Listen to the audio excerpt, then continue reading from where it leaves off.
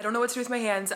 I don't know how to feel. I finished A Court of Mist and Fury. I think I'm gonna need to get some caffeine before we dive into this further. Welcome to a little series I'm doing called Beppies and Book Chats, where we clock out of our full-time job, out of our responsibilities, make a fun drink, and chat books. To the coffee. Run to get this creamer.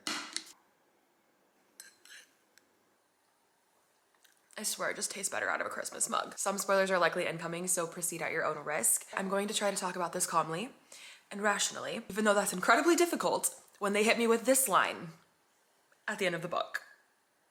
I finished the end of this book on an airplane.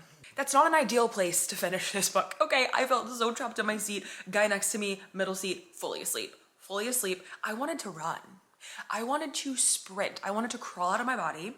I wanted to run down the middle aisle, jump over the beverage cart, jump into the air. The last 100 pages of this book were insane. I went on an emotional roller coaster that I was not prepared for. And I feel like maybe we could have some like really deep, thought-provoking conversations here. Like there's a lot that can be said about this book, right? But I went on Fable, and I think these two comments really just sum up my feelings. And I think I'm gonna leave it at that. Tamlin, I have to say, 10 times better than the first book. I read ACOTAR, like the first book in the series, did not get the hype at all.